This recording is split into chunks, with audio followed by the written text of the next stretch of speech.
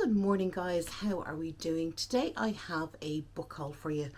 I was down at my mum's, and I don't know if some of you know this. My mum works in a second-hand little shop. It's a tiny little shop. And when I was going down, she told me that they were currently having a sale on the book section because they had so many books in that they just had to try and clear some out. Because where my mum lives, an awful lot of tourists bring the books with them, and when they go home, they leave an awful lot of them in the B&Bs and hotels that are down there. So they tend to give them up to the shop. Hence, at the end of summer, there's always tons and tons and tons of books. So I said to her, how much are the books? She says, €5 for €1. We're just trying to get through them. So I said, okay, grand. So I went in, I picked up probably about 10 books. I like thriller books, so I'm going to show you the ones I picked up. Now, these books could be this year's book, or it could be from 10 years ago. In the charity shop, you never know what you're going to get. So I picked up some thrillers, and I also picked up what I would call fluffy books. These are the books I tend to read in between thrillers to try and get the thriller side out of my head, because obviously if you're after reading an intense book, you need something light and fluffy to have a read after. So I'm going to start with the thrillers that I got. I haven't seen any reviews on these. I know nothing about these books. I literally read the back of them and make a very quick decision on whether I am going to get them or not.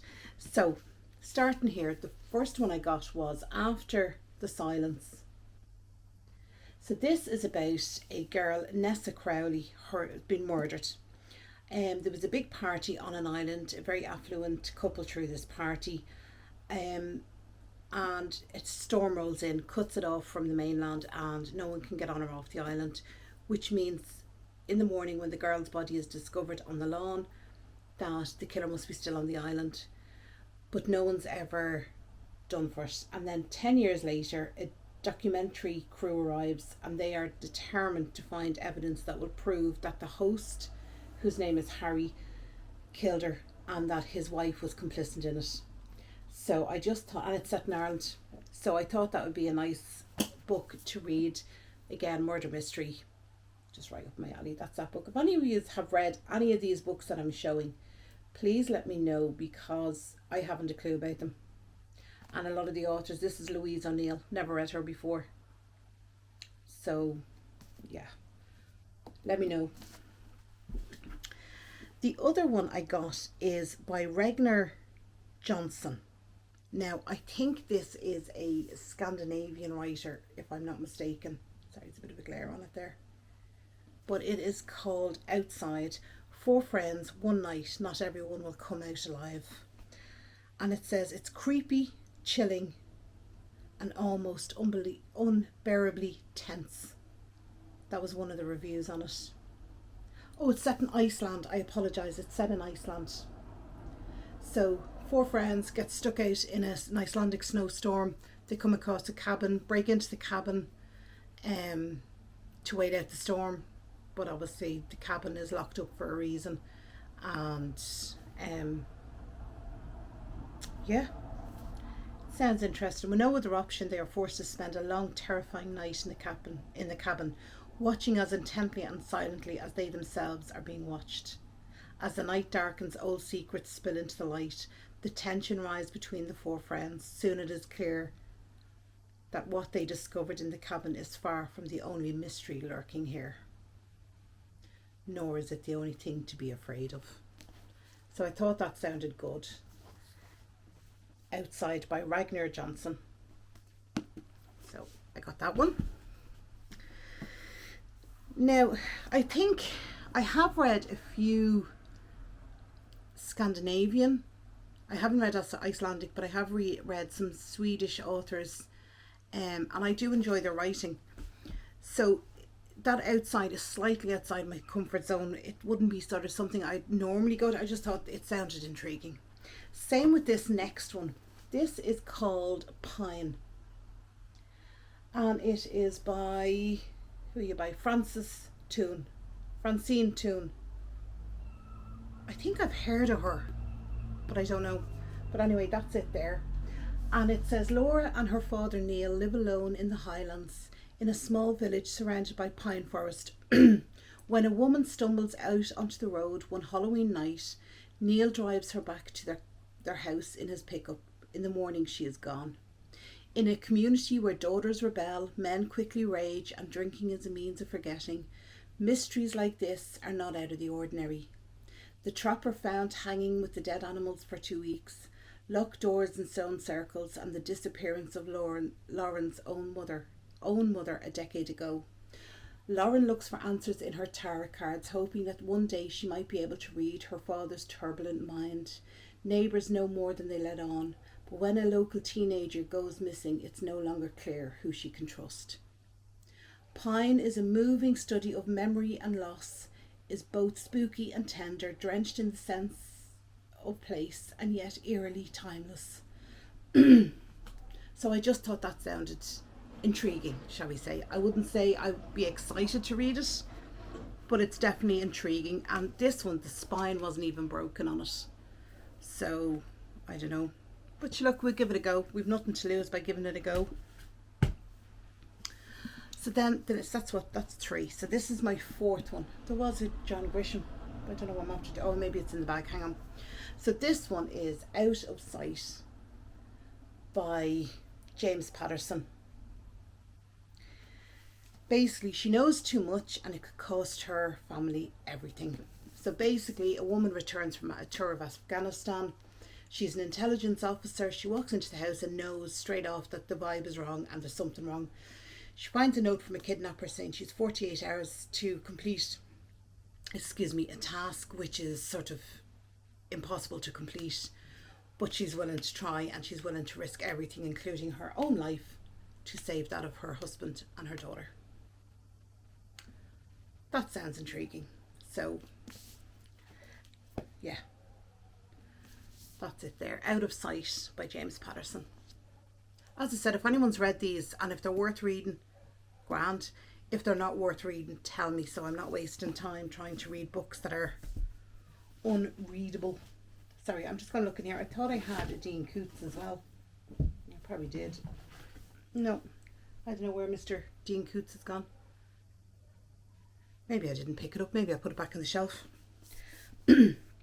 Anyway, the next one the last one actually in the sort of murder mystery type ones. These are actually quite I love Martina Cole, who, this sounds terrible, is quite a violent writer, and she doesn't hold back in descriptions. These to me are slightly tame. Maybe I'll change my mind when I read them. But that's my first initial thoughts when I'm doing this, is that these are actually quite tame. But I have been in a bit of a slump at the moment. I've read Leslie Pierce Betrayal. I've just read that and I enjoyed that. But I sort of want to get my teeth into another book. So it might be one of these or it might be a fluffy. I'm not sure yet. Anyway, last one in my murder disappearancy ones is this. Such a Bad Influence. And this is by Olivia Muenter, Muenter. Sorry, I don't know what's wrong with my voice today. Very, very groggy. And this is her debut novel. So basically what this is a girl is on YouTube. She became a sensation at 5 doing a father and daughter dance with her dad. And then the family started up a family channel, and she went on and kept in on top of it and continued her channel, Instagram, the whole shebang, and lavishes in that lifestyle. Her older sister, who's 10 years older than her, has nothing to do with it and doesn't want that type of lifestyle, doesn't want to be in social media, anything like that. But the little sister, who is the influencer, she is in doing a live stream, and halfway through a sentence in the live stream it goes dark and she's missing. So basically it is, and then there's all these conspiracy theories come out on Reddit and different things like that. And basically this is her sister trying to find out what is real in her sister's life and what is fake. What is the online life that she's in, and she's to try and dismantle them all to find out what really happened and what type of life her sister was actually living. So I thought that'd be just interesting to read. Yeah, it does have some good praise. As addictive as Instagram, woven into twisty populist story of a missing influencer are complicated questions about the cost of mining one's life for content. So this, another review here. Who's this from? Jo Platz, author of The Sicilian Inheritance and host of Under the Influence podcast. She wrote a review of the book, and she said, an addictive psychological thriller that will totally immerse you in the terrifying overexposed world of child social media stars. Munter's debut will have you rethinking everything about your Instagram scroll as you inhale this book in a single setting. So it's got great reviews on the back. Well, obviously they're only going to publish the good ones, like, but I just thought it'd be interesting to read. So that is that. They're sort of my... Now I have other books downstairs that I'm going to read. Like I have Martina Cole. I've got other Jean Coots. I have other thriller ones down there that I am going to... But these were ones I just picked up down in my mum's shop that sounded interesting to me. So the next sort of... That was what? 1, 2, 3, 4. That was 5 of them of the thriller style. So then to sort of balance it out, I got some of the light and fluffy. I call them light and fluffy. They're your sort of... They're not romance. I'm not into romances. Or second chance loves. Can't do them at all. But these are more just, I suppose, light, shall we say. So the first one I'm going to show you. Now this book looks old. It's also very, very thick. I think there's 700 pages in it. So it's a teethy read. A meaty read. So this I think might cross a little bit into the mystery, that side of things. Good morning, Kerry. This is called The Distant Hours. So basically this is about a girl whose mother was evacuated when she was 13 from London up to an aristocrat's house that had a couple of children, took her in, and he himself was an author of what's to say the book, The True History of the Mudman, a 1918 children's classic. And he introduces her to books, the library in the house, and all the joys of writing, and also the other side of it, which I don't know what the other side of it is. All right. He introduces her to the joys of books, fantasy and writing, but also the dangers. So then 50 years later, the girl's mother gets a letter that throws her into a total spin. And they go and I don't know if she reads the letter, it just says inside. So it was a castle she went up to stay in. And 50 years later, the mother receives the answers to her mother's riddle. 50 years later, they go up.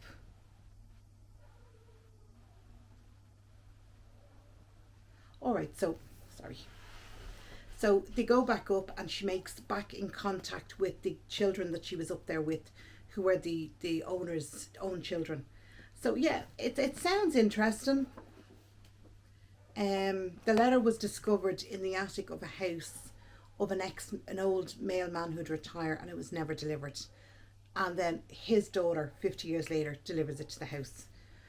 And it opens a whole can of worms. So yeah, that sort of crosses a bit between, I think it's going to be light and fluffy, but also mystery. So that's that one.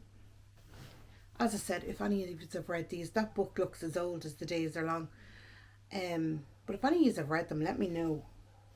Right, so this again under the fluffy category, because we're in the fluffy category now. This is One Good Thing by Alexandria Porter. When life feels like a fuck up, all you need is one good thing. So some of the reviews are witty, tender, it made me laugh out loud. A book that makes the world a better place, a must read. So basically this is a girl who, out of the blue, her husband tells her he wants a divorce. She uproots her life in London, moves up to the North Yorkshire Dales, adopts a puppy and interacts then with the locals, and it's literally just how all the other people's lives are and her life. And it says that she isn't the only one that's feeling a bit lost. And one of the things that she said to discover is that life doesn't usually work out like you think it will. Sometimes it can be even better. So I just thought that'd be a nice little book, nice, light, fluffy, have a go. Now, this book I had before. It's Maria Keyes, The Break. Now, the last time I had a small one. This is the big book with the big writing that you can read in bed. And this is The Break. Now, the last time I had this book, I had actually just broken up with my ex-husband.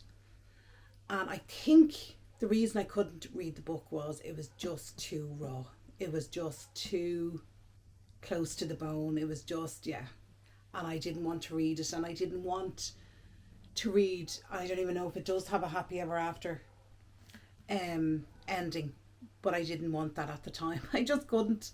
I was going through what the book was writing about, I think is what it felt like. So I didn't really want to read that. But now, obviously, Headspace is in a much better headspace. And it says, Amy's husband says he's not leaving her, but he just wants a break. However, for Amy, it's enough to send her, along with her extended family of gossips, misfits and troublemakers, teetering over the edge. For a lot can happen in 6 months. When Hugh returns, if he returns, will he be the same man she married, and will Amy be the same woman?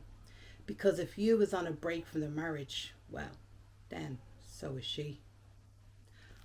Now, reading it, I'm thinking, yeah, I wouldn't mind getting dug into it. As I said, first time round when I had the book, I was like, no, definitely not. My headspace was just, yeah, not there. And then finally, the last book I picked up, and as soon as I picked it up, I just giggled because I thought, yeah, that's what I want. And this is going to be my December read. It is called The Shit Before Christmas. 1 month to go, one stressed mum, can she pull off the perfect family Christmas? And this is by Serena Terry. And I just thought, yeah. So I'll read you the back and you can tell me if this be something you would like. It's like every mum, Tara wants a perfect Christmas for her family, but no one is lifting a finger, and she's losing her effing mind. From a vaping teenager, explosive potty training, and a disastrous nativity, to one distracted husband acting very out of character, the final straw is Tara's glamorous mother moves back in for the holidays. Can Tara pull off the holly jolly Christmas of her dreams? Will she deck the halls and not her family? Or is a Christmas catastrophe waiting to happen? So I just thought reading that coming into Christmas would be a bit of a fun read. So yeah. As I said, I read the back, and if they catch my eye, they catch my eye. If they don't, they don't. Some of them I'm thinking, it might be a bit of a slog, but I'll give everything a go. So guys, that is the books I got down in my mum's. As I said, if any of you have read them, let me know. And let me know if they're worth reading or if I should just give them back. I was going to get a Dean Coots book, and it was called The Rooster Bar, and it was about law students, and they're crippled in debt, and they decide they're going to pretend to be fully qualified solicitors, take on the FBI and a billionaire. And I just thought that, yeah, that doesn't sound interesting. It just didn't sound very interesting to me at all, in the slightest. So guys, I hope you enjoyed that, and I will chat to my next one. Take care of yourselves. Bye bye.